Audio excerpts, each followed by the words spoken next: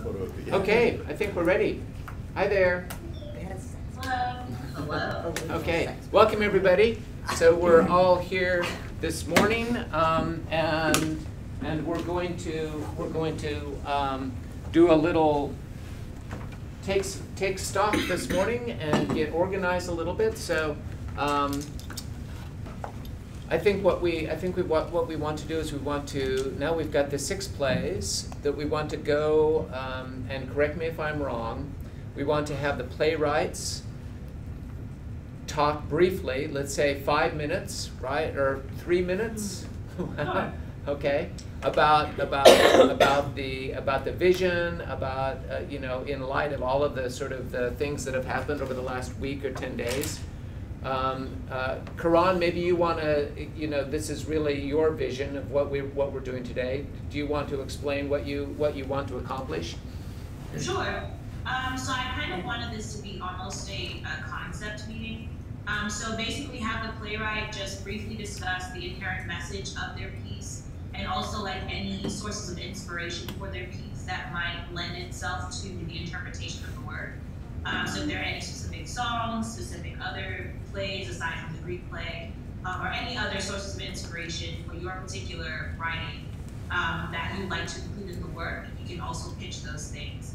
Then the director would talk about their concept or their interpretation of the work, so that we know what they're envisioning, and then we can sort of just brainstorm ways to add to that vision, or to build upon that vision, so that it can be executed effectively. Okay. And just like storytelling would be as fleshed out as possible. And then whatever the final product is of this meeting, we can pitch that to the dancers, to the performers, so they'll have a very clear vision of what they're meant to execute. Okay, all right, fantastic. So Janelle, why don't we start with you? Okay, yeah, no, this is great. So I feel as though my idea has, it has a grounding. It's pretty much been established so far, as well as with the dancers. Okay, so basically what I'm trying to relay with this play is the idea of it. See, it's pretty loaded. So you have this idea of women and class, as well as race and class, but you have women, race, and class. So it's more, so basically what I am relaying with Galatee's message is the message of her mother inherently. So I'm basically trying to depict Aphrodite within the poem as, a being who has seen it all. Being deriving, within Africa, and then being a part of like the transatlantic slave trade, and making her way into, more of a liberal France for people of color. So this is how they're able to be a part of the establishment in which they are a part of. However, what I'm trying to relay here is, even in the more liberal areas, you still have, constraints, you still have restrictions, especially when it comes to being, women. So, you see, this is after World War I. France didn't grant women the right to vote until much later. Wasn't it like 1944, I believe? So, yeah, so women, in other European countries are, they have been granted the right to vote. In America, oh hey, finally, women are granted, they have been granted the right to vote. However, you still have Black women and people of color who have been disenfranchised. But I guess what the point that I'm trying to get at is Galatee was able to have more of a liberal upbringing, a liberated upbringing, away from the control of men. She's in a predicament in which her mom's profession is very much appreciated by, her mom, as well as Galatee.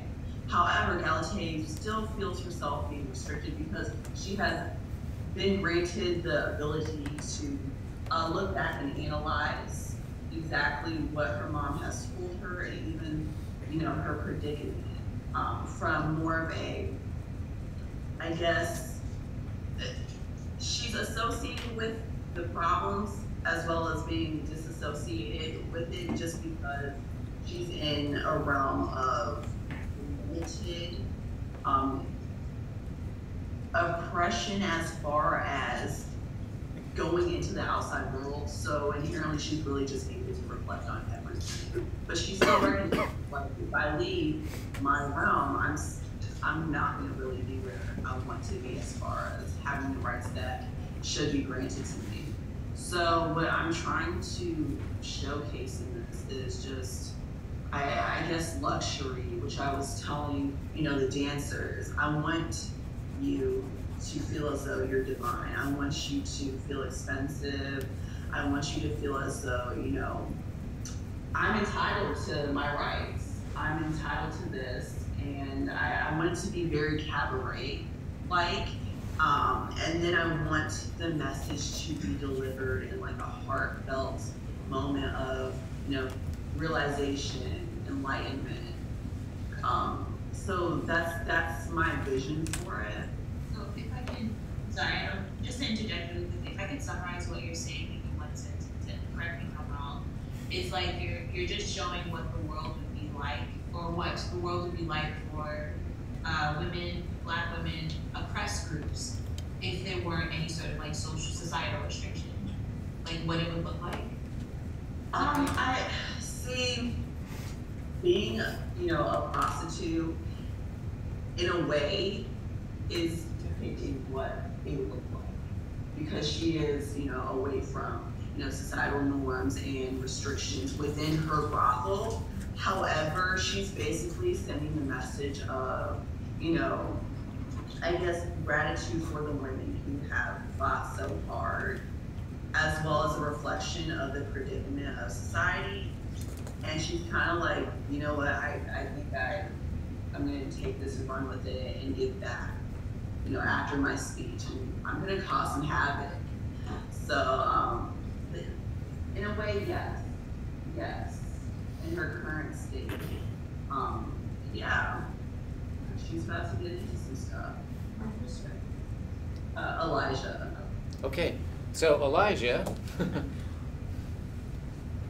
let's come over here and let's see what Elijah has to say. I'd love to know your comments. So, when I looked at this adaptation, I really loved the concepts that you had in there. I hadn't been able to work with it a whole lot because I missed several meetings, but I really do want to look at the fact that when you mentioned that you want the actors to feel like divine and entitled, I really want to kind of expound upon that with this production. I feel that that's something that I really want to like put out to show this power and the entitledness of the characters that you've put into play. I definitely don't want to shy away from what you've done with that. And I've loved it so far. I was able to see the first opening dance, and that went pretty well.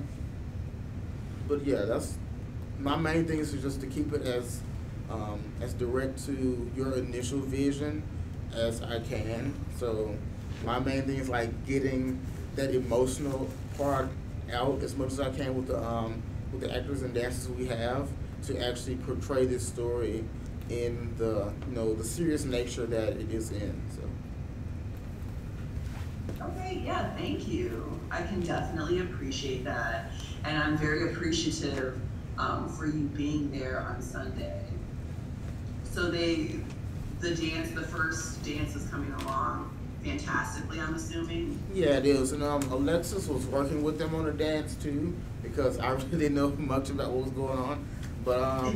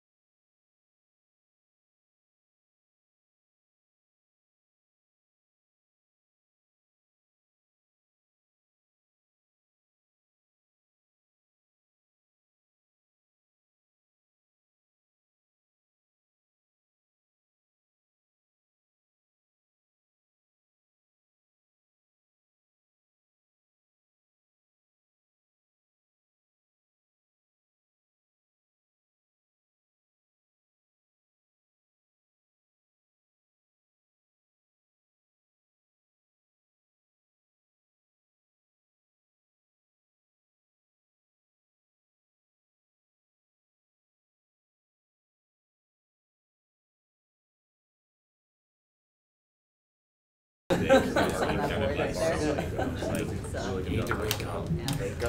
And it's like, I can do it in 5 minutes. And I was like, wake up. Yeah, we were definitely we haven't started the show that way, but like, What are we doing here? Your Magnum. I have a grape. Are you back? That's up to you. Man. We're back. Okay, but I can't. Oh, you gotta turn the can't sound hear back you. on. Oh, that's a sausagey grape. Okay, sorry about that. I accidentally pulled the plug on one of our pieces of equipment, which sent everything into haywire, so I apologize for that. But we're back. We should be, can you hear us okay? Yes. Okay, great, all right. Sorry about that. It's okay. So I was just asking Elijah, because I'm typing all of this as we're talking. I was just asking Elijah, I understand that you want to be true to Janelle's concept, which is great. I think that's how it should be. I just wanted to know, in your mind, in your vision, what the set would look like, what costuming would look like, what the moment would look like, what moments. Like, how would you execute it? If I'm being honest, I haven't thought a whole lot about like costuming and stuff, but I think when it comes to the actions of the actors, that is very important. Like how they hold themselves, like they hold themselves like they, are more divine and entitled. So I really like. I saw the dance, and I like the body positions of the actors and stuff. And I feel like if I could keep that in there, then that would be wonderful. I do need to think more about the costumes and stuff. I haven't thought about that much because I'm still in the early stages. But I will think more about that, and I will contact Janelle about it as well.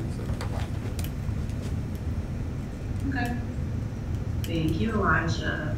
But yeah, we can definitely, talk about that, especially since they will be dancing and, you want, I guess, the initial concept, but we also have to keep in mind the fact that they will be dancing and we don't want any mishaps or, anything getting into the way or anything too constricting, So I think that's what we have to work around in terms of the cost. I mean, that would really be ultimately up to Elijah, so just like how he executes what you.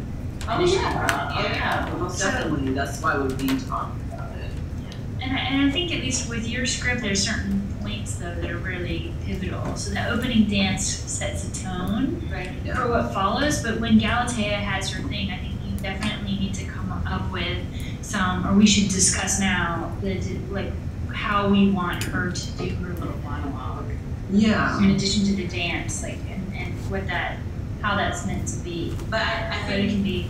No, I totally agree. It's just because Elijah's still fleshing it out. We can't really, because it has to start with his vision as a director, and then we can build upon it. Mm-hmm. But since it's not quite fleshed out yet, I don't think we have much to work on yet. Okay. For that reason, just because I want him to have, or I think he should have that freedom as a director to set the foundation, and then we're going to build upon that. Right. But I guess the thing is that while you're thinking about that, Elijah, I think you should also think about these key moments. Of how you want to elicit our feedback as a class creative team, okay, on your end and here. Oh yeah, most definitely. And I feel as though we will get to that, but I do have to agree with here. Not saying we need to come up with a game plan. Most definitely. Because we need them to do this on Friday, so this has got to happen tomorrow. So it's like some of it needs to. We just need to. And I'll submit it to you both and see if it's something that you approve of. You just sort of do a little mini worksheet thing, things we allow it and have that for the next class. I mean, things we discussed, what the inherent message is, just summarize it in 2 sentences. What the outside inspirations are, sort of outside music, outside plays, other works. We can just have it written, that's what I'm saying. So I can just do a blank form like that, and then we can just have the directors and playwrights fill those out, maybe. And then we'll know exactly what they want from that. It just gives them a focus in terms of what exactly we're asking of them. Right.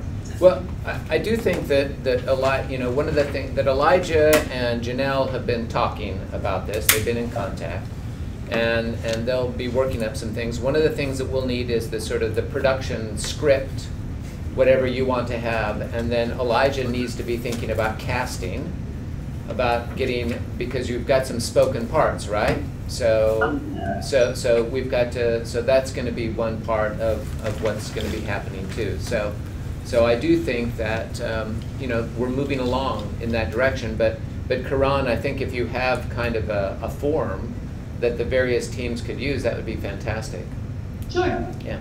Absolutely. Well, in the interest of time, maybe we can move on to Jalen. Would that be okay? That's fine. I think that's okay. Oh yeah, no, I feel so we've established much as what we needed to establish. Okay. So is Jalen there? Is she ready? Can she? She's not here. Oh, okay. All right.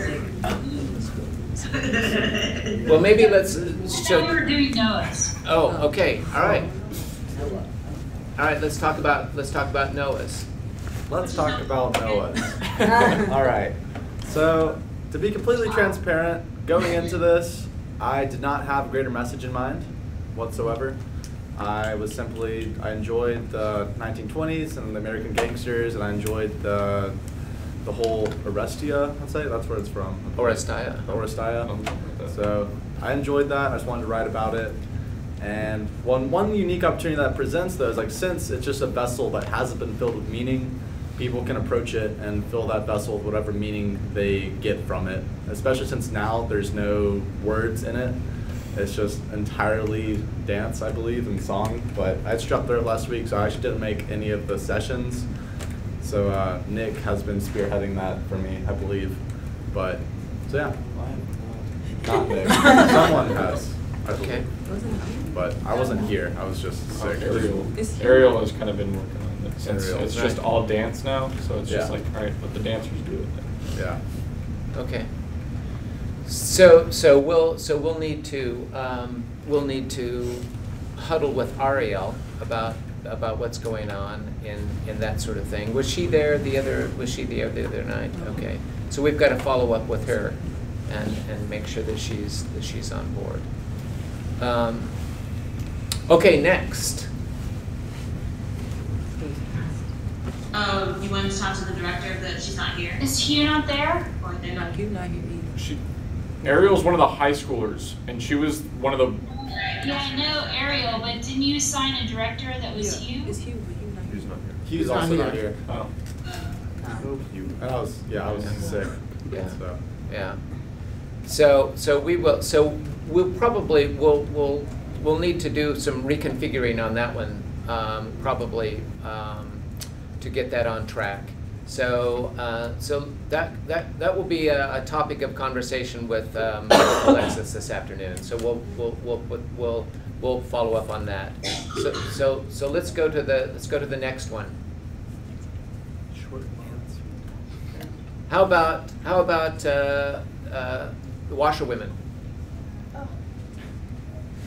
have a question for you, Professor. Yes, of course. Drew has a question. Oh, I just wanted to know when our next workshop-y kind of thing is, because I'll be gone this weekend. Uh-huh. It's Friday from 4:30 to 6. I'll be at work. At the New Ballet Ensemble. Can I bring my mom? Absolutely. Okay. Yeah, absolutely. I'll probably be able to make the tail end. Okay. Depending on when I work in the lab. I don't know when I'll be. Okay. All right. So let's hear from Jay and Aisha. Okay. So we're doing like 2 sentences, right? I mean, it's just to keep it concise. The more concise it is, the clearer it is typically. That's what I'm So all like about. you can summarize whatever the inherent message you wanted to express is in those 2 sentences. Fine. If you need to elaborate, that's fine too. It's just concise. Typically, just means it's easier to execute, clear to execute. That's all. Okay, so it's an episode from Lysistrata set in a strike 1881 Atlanta that really happened. I take a black protest class and I learned about that strike and I thought, wow, I know another strike that didn't happen. It's Lysistrata. So when we had to write this assignment, that's what I did. basic idea was to take the gender conflict from Lysistrata and switch it up into like a race and class conflict, and just kind of examine the angles on that, because we don't have a lot of information about the actual strikers or anyone involved really. We just know it happened. So I thought it would be fun to just kind of make a fan fiction about that. And when we took it into like editing and stuff, Aisha had these really cool ideas about like doing blackout poetry style redactions. And when she did that, I saw that something I had kind of missed was that amidst all the dialogue, it was really just the clash of a couple characters and their contrasting personalities. So I thought that was really cool, and so we worked to kind of strip down the dialogue and make it more about the movements that they're kind of making against each other. Yeah, I think that's it. So I guess to kind of just clarify, just for I guess my documentation purposes, like what would you like your audience to walk away with in seeing your piece?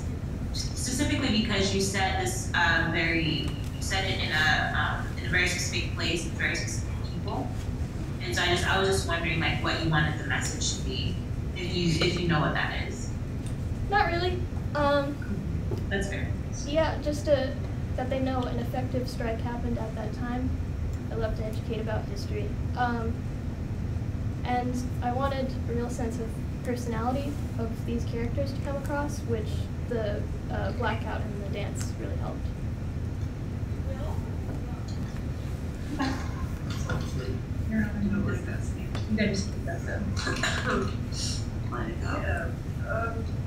I was just asking your concepts of like how do you want to execute? Let's see. What we were writing on the document. Okay, backed up the dialogue. The concept was that we'd have an outside narrator who would say these poetic lines about uprisal and justice. When the chorus would come on, the dancers would step to it, and when the dialogue would happen, we show that the tension and the interactions through like a picture of dancers, and it just repeats throughout.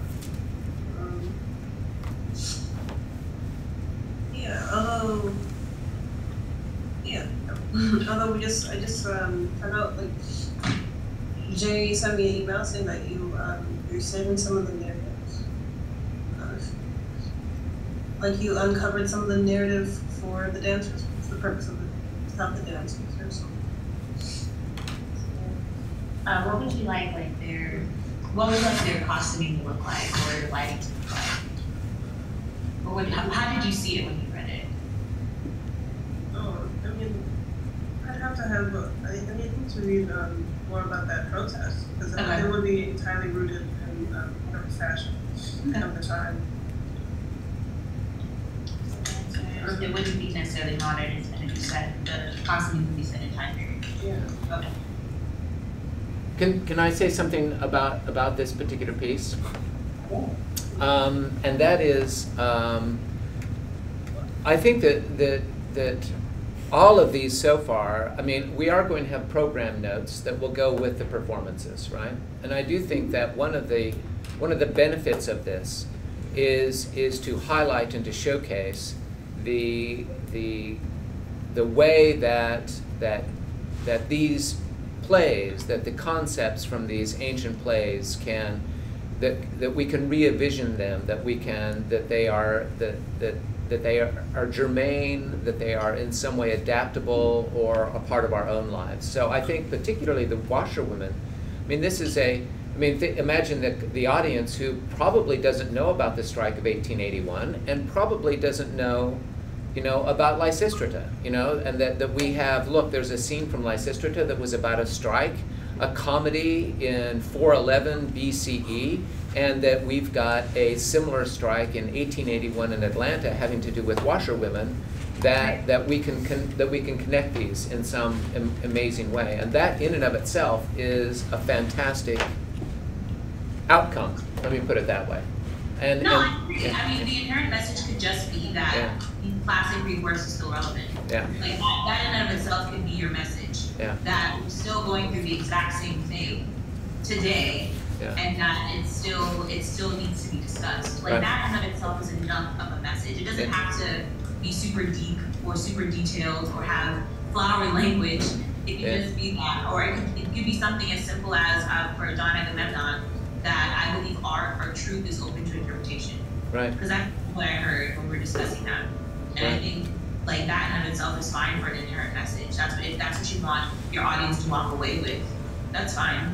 Yeah. Yes. Okay, great. All right, great. So you all have to go. Is that? That's correct. Okay. Yes. All right, great. Well, we'll continue on, and we're recording all of this, so you'll be able to do this, and then we'll have some. I think we'll have an idea of what's going to be happening on Friday, and I'll be in touch with you all. But thank you so much for beaming in with us today. Yeah, Thank you, and Elijah, I'll contact you. Okay. Have a great day. Bye. See you. Adios. Also, I'm curious, was my script just like a booty or something? Okay. It's not. This get picked. Now, okay, all right. So For real. There's like, we're done with the script. All the words gone. We liked your set and setting, everything else we're just Yeah, that's what I was curious about. Like, was the writing just really bad in my play? Yeah, man, no, you just Yeah. That's what no one heard. After working with the kids, it wasn't like about the writing style. It was more so they feel like it'll flow better if they could just portray it in dance, because you know they're dancers. So they trying to make everything dance. It'll flow better, but I'll have to read that horrible prose. No, I do think this is okay. So I think that this is really I think this is a fabulous sort of situation that we're in. That you see the dynamic between a playwright conceiving something, and we were talking about this about this yesterday. Jay and I were talking about this, and so I'm sorry to repeat this. It's like a football coach, right? A football coach is in a college, for example. A football coach has all of these plays and has a concept of how the game works and how's the best way to go about achieving a winning season, right? Okay. So then the students show up, okay, and we've got talent that we've got to work with, right? And so what the coach has to do is say, well, my conception of the game requires a quarterback who's 6'8" and 250 pounds and can run the 40-yard dash in 3.8 seconds. Okay. Oh, I haven't got one of those. What am I going to do? How am I going to change this, to adapt this? So here we have a really good example of you have a vision which I think is really interesting. This adaptation of a scene from ancient drama that we can adapt to another historical moment, right? Okay, and then we're going to turn it over to a team of performers, and as it turns out, their real strength is dance. Yeah. Okay, so your vision is now going to be interpreted by people who have different skills and who have a different. So it's not that your vision of the game or that your understanding of the process is in some way, inaccurate or bad. And that's fine if it was. I was just curious. No. You've got incredibly gifted students who really like to dance, okay, and feel like this is their form of expression. And some of them will want to be actors, but your script in particular was one of those that seemed to lend itself to really a ballet, is really what we're talking about, is we're transforming it into a ballet because it's so physical.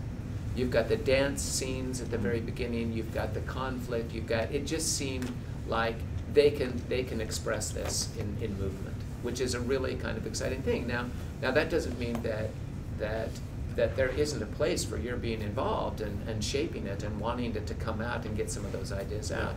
But you are now kind of like the coach, right? Yeah. And you've got the talent, and this is your team, and we're going to adapt in a way that's going to make this an amazing thing for the students as well. Okay, sounds good. Can I just still choose the title of it? Absolutely, sure. Cool. Sure. It's still going to be the dance. Okay. Sure. All right, so. Okay, where to start? We're off and rolling here. So let's talk about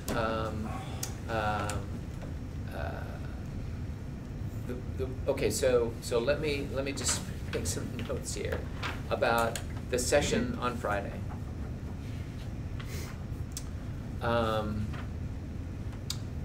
Jay, you've delivered you sent your script to me, right? Okay, so we're gonna go there. Jay, can you be there on Friday afternoon? Okay, great. So Jay will be there, and one of the things we're gonna want to do is think about casting the speaking roles. And do we have any, and I can't remember whether you started working on some choreography or whether anybody started working on any of the choreography for that. There was talk about it. Right. Can you remember? They haven't started on that one? Okay, great, okay. So casting and so what we'll want to do, what's interesting, and I shared this with Jay, is that on my, when I was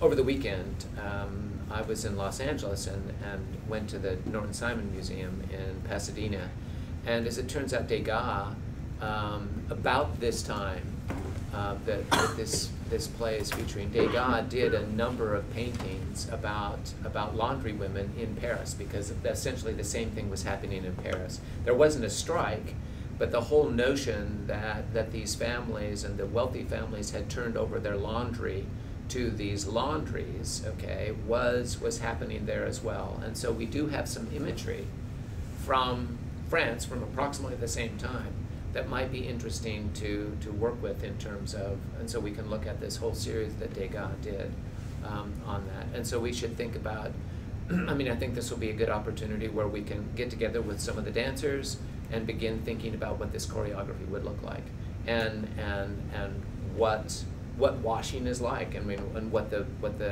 costuming and stuff like that would be. Okay, does that sound good, Jay? All right, fantastic. So Jay's going to be there, and we're going to start work on costuming and choreography. Okay, very good. Washerwomen. We're going to stream and webcast the same thing. So I'll see if Aisha can beam in as well. Right. All right. Great. All right. So let's go back to Janelle. So you guys, Janelle is going to presumably deliver a text for you. This is Aphrodite's baby, right?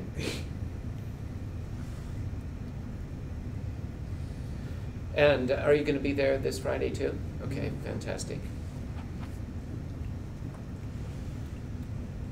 Okay, and we'll continue work there, and we'll think about casting, right? Very good. All right. Then we've got Jalen's, the Bacchae, right? Do you want to bring us up to date on what's happening there, Jordan? Okay, so like far as like what they already done? Yeah. Nothing has been done. Okay. We had like 20 minutes, so we started brainstorming ideas, like what the kids expect from it, what the kids want to do, what they think we need to add. Since it's supposed to be a comedy, we talked about music choices in different aspects. And at the end, the kids want to do like a thriller dance when they tear panties apart. Oh, okay. So I think that's going to be nice. So. Okay. Yeah, and we kind of already started casting, but most of the kids weren't there, so I'm not sure if it's going to change it. Okay, great. Okay. And are you going to be there on Friday? I'm going to try. You're going to, okay. I'm try. And you've started casting, right? Yes. And you've got some idea about music and dance. Okay, very good. All right, fantastic. All right, let's go on to Ave Maria.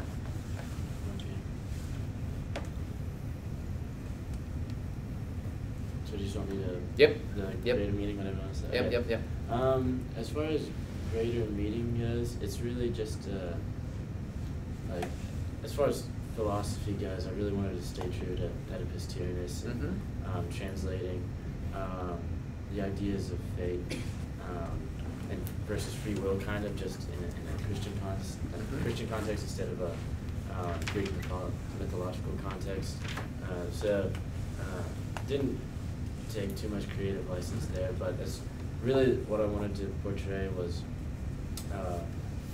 or I guess Karan said, if you could say one thing you want your audience leaving with, it'd be sympathy and a sort of pain at just the underlying sexual assault within the Catholic Church and within a lot of various denominations, and just that we wouldn't stop talking about it, stop thinking about it. Right.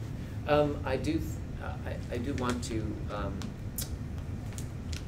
I want to sort of connect that. I think that what Oedipus, one of the things about Oedipus and about fate, right, is the notion, to what extent does the system in which we operate predispose us to certain behaviors, right?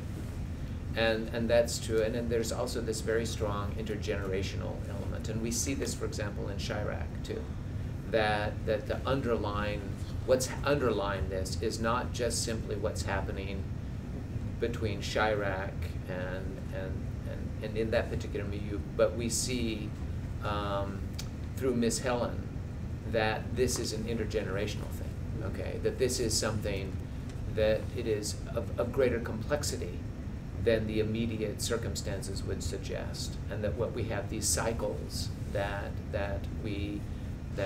perpetrate certain activities and certain terrible things, and in some ways certain good things too, that these cycles can be responsible for recurring, positive things too, but in this particular case it's a negative thing. So I do think that the generational element is a key one to that particular thing. Tell us about, because you all have started working on how this is going to take shape, right? Yeah, so I wasn't able to go Sunday, but last week it was really just about visually how do we want to portray this, and we mostly talked about having like two or three dancers act out what Joseph is saying, and not necessarily explicitly, but just with the intensity of the dancing. And again, Karan had a lot of great ideas for this, because that's not really my expertise in any kind of way. But Trey had some great ideas as well, just about priest and Joseph interactions, and having the priest move some as well. So yeah, really it's just getting down to choreography, and some stage lighting as well, to go along with movement. But yeah, Drew, do you have anything else to add? I guess, the choreography, but especially figuring out like how the spoken word fits in with the dance, like concurrently or intermittently, or just figuring out, I guess the timing of it will be really important. Right. Especially for the bits, the timing will be pretty much like paramount right. to the play. Right. Did you have any thoughts about casting, about people who are going to, did anybody express any interest in this?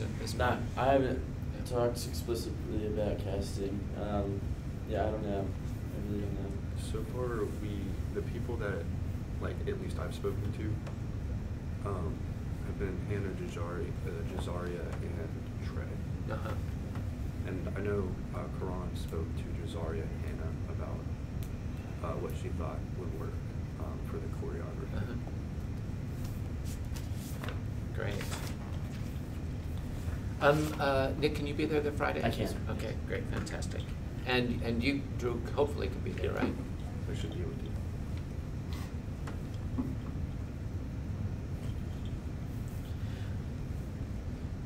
All right. Fantastic. What's next? Davis. Electra. Yeah. You want me to talk about intentions? Yeah. Okay. So, I was inspired by Oedipus, Tyrannus, obviously, but the two things I was most interested in exploring, besides kind of, you know, that gender change up with the Electra complex, was the inevitability of fate and how the tragedy in the play can it like extends generationally. Mm-hmm. It doesn't just affect Oedipus, but you know it affects his parents and it affects his children. Mm-hmm. And I think that, you know, while his daughters aren't necessarily physically harmed in any way, they kind of lose their innocence in that moment, and they're forced to kind of just, you know, experience the world with their father in a completely different way. So, you know, the fate aspect is pretty obvious. It's just like people can't avoid what's going to happen to them, and that's pretty much the same in Electra as it is in Oedipus. But, you know, I just use her death instead of like Eddie killing himself. She kills herself and the child that she's carrying to kind of further emphasize that generational struggle. And that's pretty much it. But right. Yeah, I've had fun messing with some details. Mm-hmm. Oh yeah, I finished the script. Mm-hmm. I actually wrote some specific stage directions in specific places. Some of them are kind of vague because it's really for the chorus. Mm-hmm. I wanted to give whoever's working on like dance and choreography in my play just like some direction. Mm-hmm. I really don't know Mm-hmm. much about that, so I Mm-hmm. can't say Yeah. like I want these movements. But I said like in this part I want like something calm. Like the beginning of the play is just like you walk into a restaurant and there's like that like subtle hum. Uh-huh. That's Right, just like uh-huh. they're just dancing like calmly, maybe like a very light waltz or something. I Uh-huh. don't know. And then there's like increased tension and the dance changes. Mm. And then something like a really big point of the plot kind of comes and the whole chorus collapses like they're fainting. And it happens twice. And then as the man, I can't speak this morning. Conflict or whatever, as it starts to rise, the chorus is slowly rising and then their dance changes again. I only have one like specific image for the chorus's movements, and it's at the very, very end of the play. And I wrote that pretty clearly in there too. So I don't know, you know. Do you see this as kind of a juke joint, you know, where there, you know, people can be dancing in there? There's like a jukebox over there, and they're dancing, and then there's kind of a restaurant setting, so that you've got some. Well, I don't know. Yeah, I mean, I guess it'd be kind of weird to just have them there, but also it's kind of like a high class restaurant. But that could change because it doesn't really matter as long as Electra gets a steak knife. That's really all I need to have done in that setting. That's why it was chosen. Also, there's wine. Yeah. So like, Okay. But yeah, you know, there's room to play with like most of the dance moves that I like where I kind of placed them. So I think that should be enough direction, but still like plenty of freedom for the other people working with me. So. Okay, great. Davis, I mean, Spencer, do you have anything to add to that? Well, I like the high class restaurant better than like making it a juke joint, Sure, just because I know high class restaurants. That's right, you do know high class restaurants. No, like I bust tables there. I'm going. But oh no, play. Yeah. I'll see you there. Are you gonna be there tomorrow? No, I'm working. Anyways, But like the high class restaurant, like I know that it's like, okay, yeah, you wouldn't normally have people just dancing around the whole time, but like with the whole, I mean, this play, I feel like it has some room where I don't think you have to take it super seriously.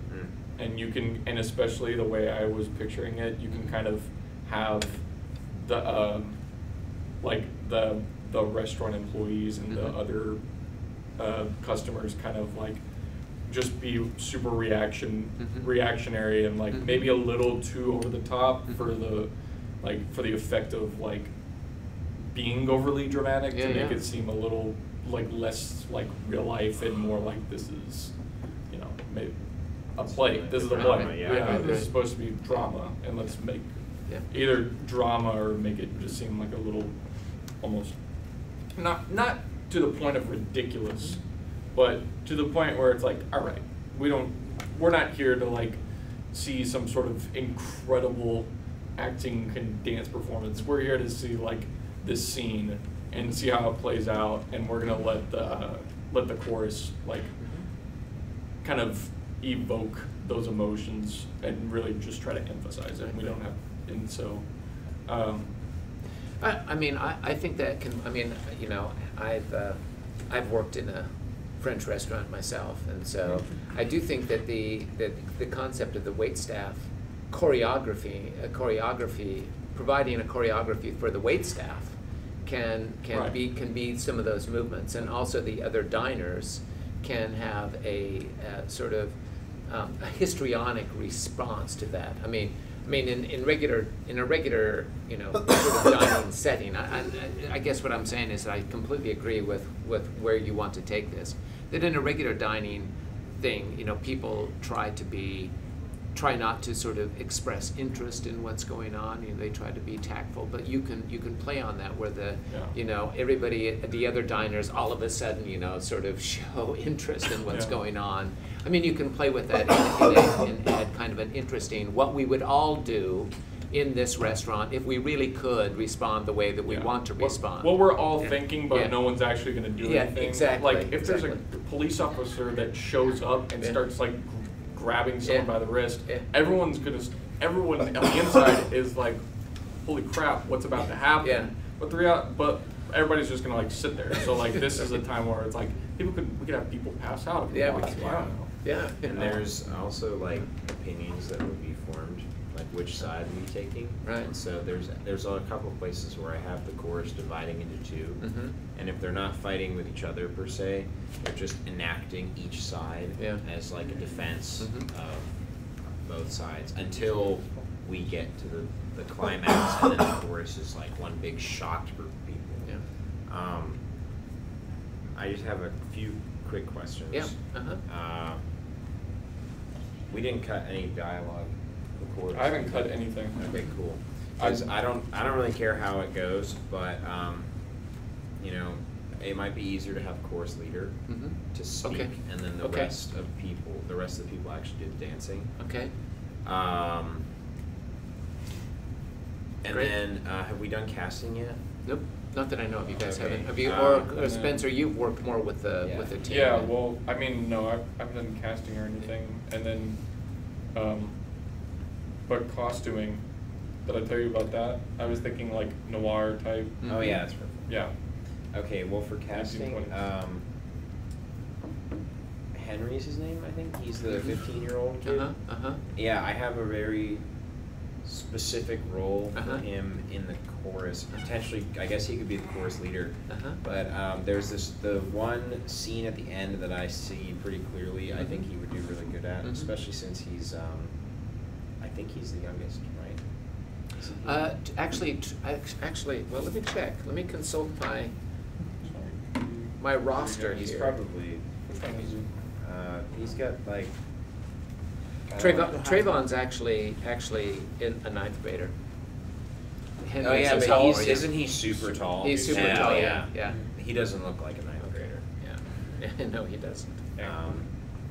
So yeah, I think Henry's our. There's like the final like hit home of this like innocence is lost kind of moment, and I really want him to play that. Right. So that's just an extra side note. Also, what do you want us to do with our scripts? Do you want us to email them to you? Yeah, send them to me. What I'm going to do, what I'll do is you'll send them to me. I'll create copies for everybody so that when we're there, can one or both of you be at the thing on Friday? I No. can't. Okay. Yeah, I have training that day. Okay. I'm working. Okay. All right. So. Correct. I'm doing research. I feel study. I'm Okay. experimenting on Noah. Ooh. All right. So. No, we're gonna need you to stab yourself. Right. We'll have a lot going on, and so why don't you guys, if it's possible, can you guys send me, it's most likely that the students are gonna be able to work probably during the weekend sometime. It'll be probably during the day, and maybe Friday afternoon is gonna be the time. So if you guys can come up with a time when it would be possible for you to work with them, we can see if we can work that out. I don't know what your work schedule is. Maybe a Friday or Saturday or Sunday afternoon or something like that. I don't know what your schedule is. I have all day Saturday and then Sunday morning. Okay. All right.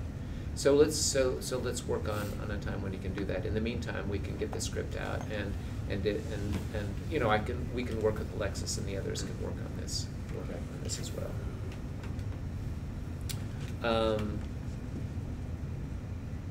All right, so we've got Aphrodite's Baby, the King of Pain, which is what I'm calling Jalen's thing. I don't know if she likes that or not, but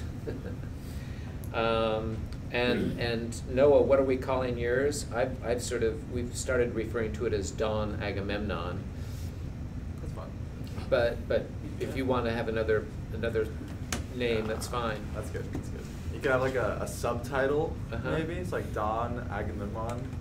The hardest choices require the strongest wills. That is quite a subtitle. That is a long subtitle. And it's also. Have you seen that play, Dawn Agamemnon? The hardest choices require the. What about just hard choices? That works. Okay. And then I'll know what it means. Hard choices. And you're right, you know it's Yeah. Thanos clip. Are we doing Hard choices, strong wills. just doing this? Let's see. We'll want to make sure. Noah, can you be there Friday? I should be able to. I need to check with my mom. She's Okay. going for a Mother's Weekend. Well, she should come. She should Yeah, totally come. I'll see if she wants Okay. to. She definitely should, but Okay. we'll see. And we'll see if Ariel is going to be there too. We're going to make sure that Ariel's there. All right. Electra. We've talked about Electra. Yep.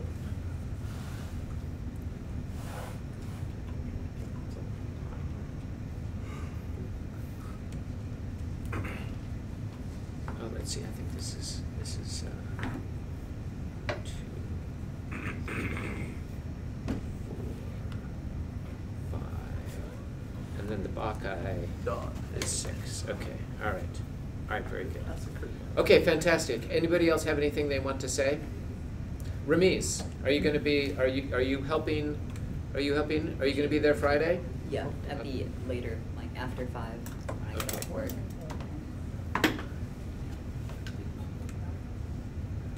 I haven't had a lot of chance to get to talk with those kids. Yeah, but yeah. Good, I think. Okay, good. All right, fantastic. All right. Okay. Any other questions or observations? We're going to move on, and we'll talk a little bit about Chirac. I want to talk about make sure that we're all on the same page about what's gonna be going on. What I would like to any questions before? Okay, great. Oh, is there a quiz that you wanted us to take? or- Yes, we have a quiz. We'll take a quiz on Chirac, and then we'll talk about Chirac. So why don't we? Do you want to take the quiz now? Yeah. Okay. All right. Let's take the quiz. That's all I like it. Yeah, quiz. I'm so excited. Do you have a four-page paper to write about Chirac? I watched this on my. No, it's 2.5, but it's single space. There's no periods or punctuation. Or spaces.